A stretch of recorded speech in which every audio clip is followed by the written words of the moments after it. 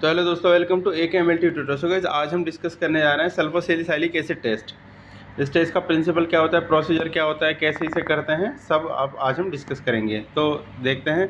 The sulfosalicylic acid test is a qualitative method. ये qualitative method होता है use to detect the presence of protein in urine. मतलब इसका क्या काम होता है, मेनली जो इसका काम होता है ना, वो यूरिन में प्रोटीन को डिटेक्ट करना होता है। जैसे कि स्पेसिफिकली जो होते हैं ना, वो एल्ब्यूमिन ग्लोबुलिन होते हैं। तो अगर आपको पता होगा, जो प्रोटीन होता है ना, वो यूरिन में एबनॉर्मल कॉन्स्टिट्यूएंट होता है। नॉर्मली प्रोटीन नहीं पाया जाता यूरिन में। अगर प्रोटीन पाया जा रहा है तो वो कुछ ना कुछ रीनल कंडीशन वहाँ पे होती है।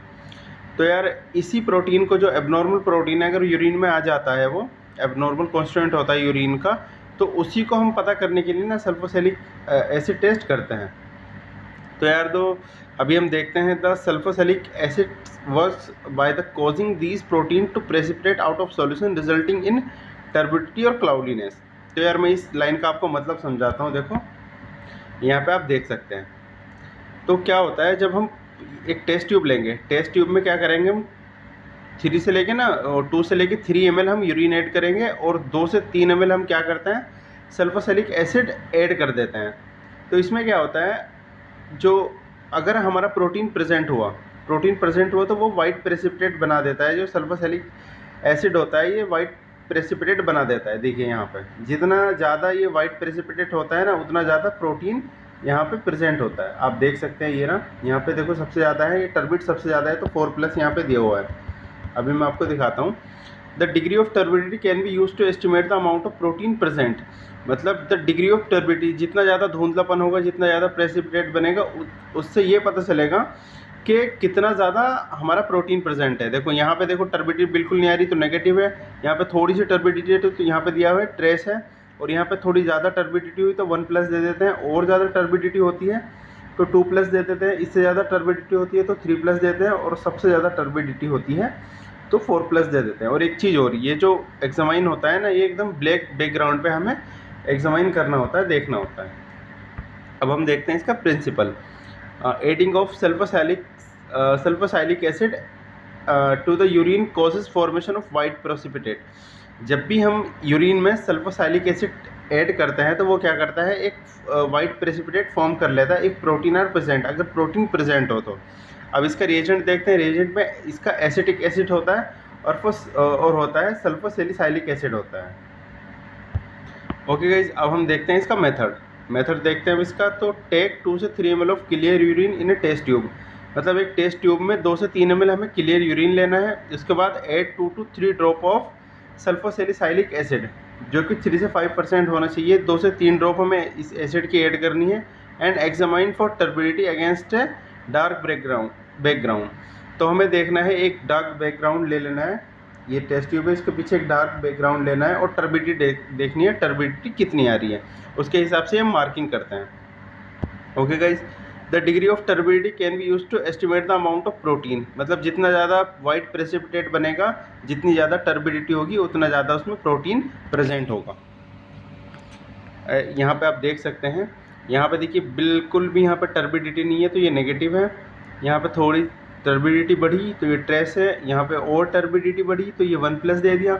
यहाँ पे और ज़्यादा टर्बिडिटी, क्लाउडीनेस बढ़ी तो इसे 2+ दे दिया। यहाँ पे और ज़्यादा देखो बढ़ी टर्बिडिटी तो इसे 3+ दे दिया। और यहाँ पे सबसे ज़्यादा टर्बिडिटी होती है तो इसको हम 4+ दे देते हैं।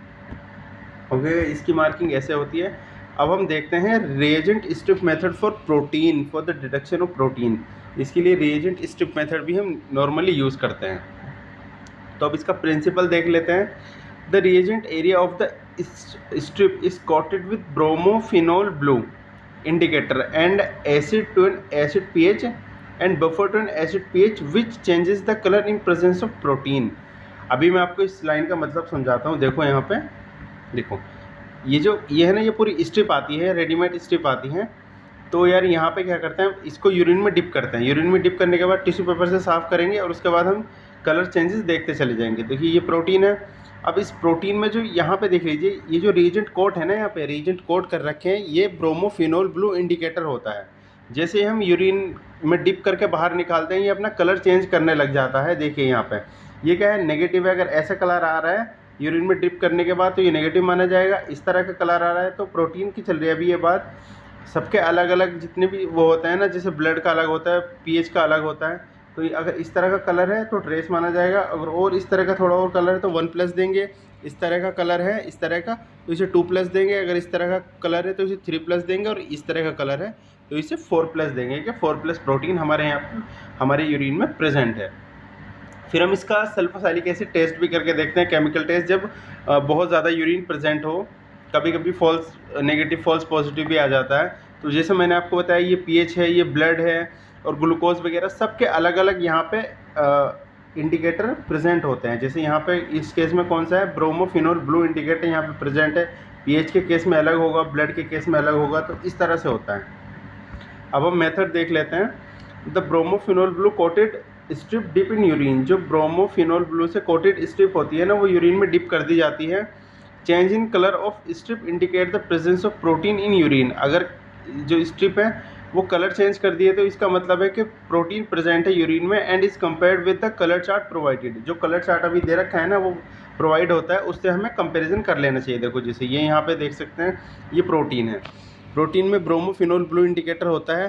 तो देखिए यहाँ पे कोई कलर चेंज नहीं, यहाँ पे थोड़ा कलर चेंज है तो ट्रेस, यहाँ पे और ज़्यादा है तो +1, यहाँ पे +2, यहाँ पे +3, यहाँ पे +4। तो जितना ज़्यादा कलर बढ़ता जा रहा है ना, कलर चेंज होता जा रहा है, उतने ज़्यादा प्रोटीन का जो ग्रेडिंग है वो बढ़ती जा रही है।